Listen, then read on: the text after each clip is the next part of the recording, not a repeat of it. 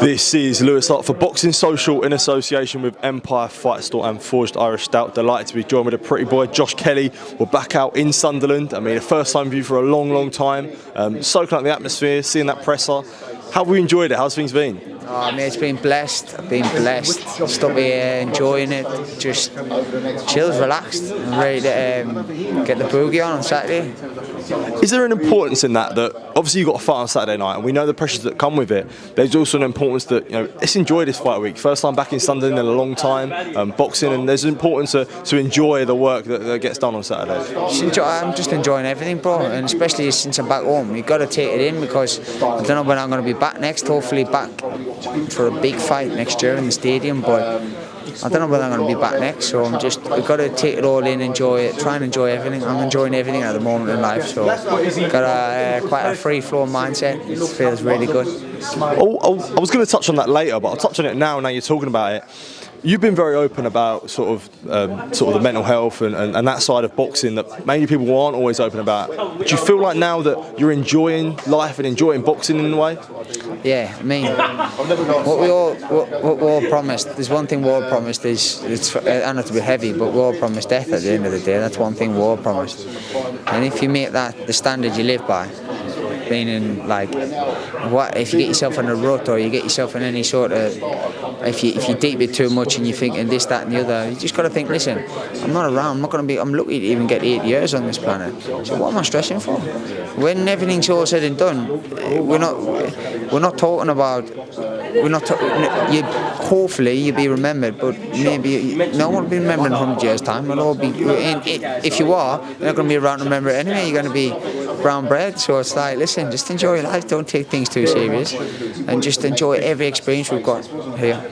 Do you feel like going through that period and how difficult it was for you, you now have a greater appreciation for everything around you? Yeah, you got to be grateful. That's a massive thing. Just be grateful for everything what's coming. I'm grateful for the things I went through, like to get us to here. It's deep, and I know most people won't be. They won't really connect on it that level. But like, to go through what I've gone through, to get through the other side, and what I've did. I'm blessed. I'm blessed. And when you have to deal with adversities in boxing, for an example, an opponent change and this and that, do you feel like, you know, what is an opponent change for half the things that I've gone through? Yeah, and it's weird when I'm starting to, as I'm more sort of synced up. I feel like I'm starting to know things already before they come. I mean, it was weird. I was driving to the gym that day. I drove to the gym and I just had this weird feeling in my head. I actually ran my dad at the time. I said, I don't think this guy's going to fight, you know. And he was like, you don't fancy? I says, no, I don't think he's going to fight. He says, what makes you think that? I says, I just don't. I just got a weird feeling. I just don't.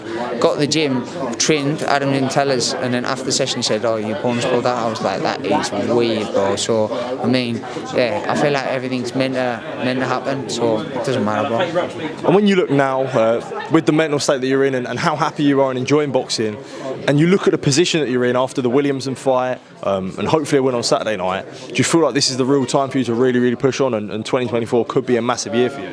I think that Williams fight went on the radar a little bit because it was a big win, a massive sort of derby, and nothing has come off the back of it in a sense. I'm not sure if people just went, oh, duck away from him because he looks like a problem when he's on form. Do you know what I mean? Or I don't know what people are saying, but I just keep doing me, and I know the big fights will come. I've got the style and I've got that thing, I believe. So I think the big fights will come.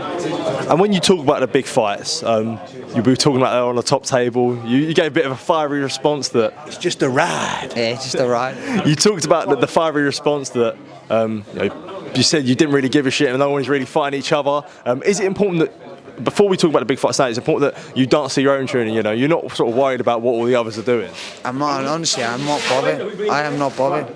I'm not, because when you see it and you realise what it is, it's nothing. And you can see for what it is, and it's like, he's shouting him out because of this, and this deadline's this, and this is shouting that out for because of him. And to be honest, look, this is the phone. Do you know what I mean? I'm not on social media, so I'm not connected to that sort of stuff. So, mate, it's like, it's not, it wasn't necessarily even a fiery response. It just gets us like, listen, I don't give a fuck. People come up and go, what do you think? What? I'm not going to fucking change my life. At the end of the day, I'm going to still do me. I'm still going to fight Saturday. I'm still going to win Saturday. I'm still going to keep it moving. And then we fight. If we don't, we don't. I'd love to fight. That's my career. That's what I mean. That's what I'm doing now in my life at the moment. This present moment, I'm fighting. So, and I'm enjoying it. And after boxing, I don't want to look back and say, and I was so like into it. Like I couldn't even live my own life. I've got a family. I've got kids. Do you know what I mean? I need to be able to give as much to them as I'm giving to myself. So I need to be able to blend it. But when it comes to fight weeks, it's all about me, not the missus and the kids. Yeah, but obviously the name that most people allude to is always the Conor Benn fight. You know, you two always had a bit of back and forth.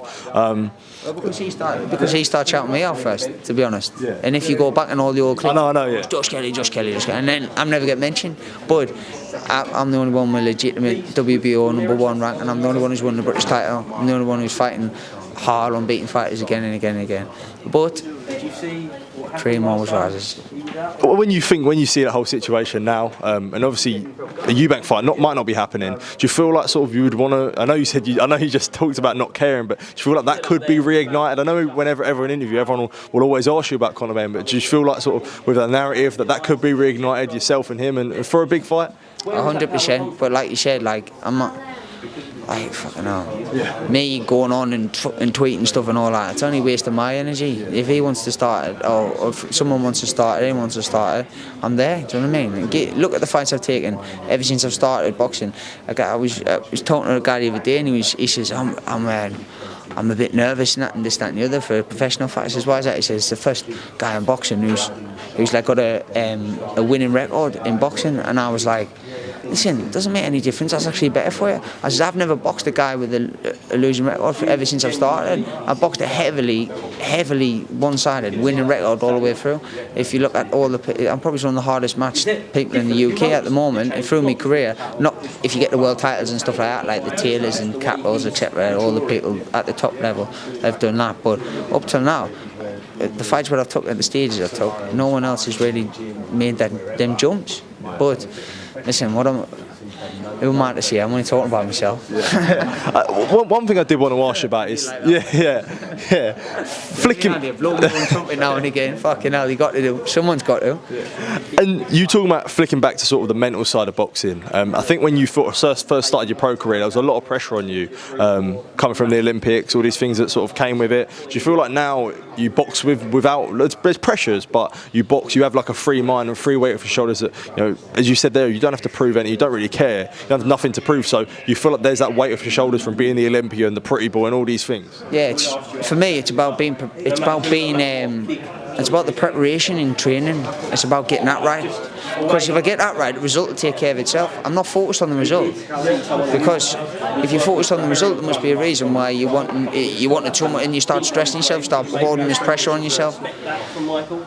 I'm not looking at the result. The result will take care of itself. It's what I do in the gym and how I enjoy it, and what I do whilst I'm in the gym and what I'm doing in my life, and I'm in a good place, mate. And it's the art of not being able to give a fuck. That's what I'm doing at the moment, so it's good. Absolutely, definitely. Josh, just want to say thank you for taking time to speak to me. Really, really appreciate catching up with you, and all the best for Saturday night. Have you got a final message to the people of Sunderland who will be tuning in at the peak of the night? Come down. They're going to be lively. It's going to be lively. Make the good man Andy's job a little bit easier. Have a few drinks, enjoy yourselves, but it's going to be a party on Saturday night. Top man, Josh. Appreciate you taking time to speak to me. Top man. Thank you, mate.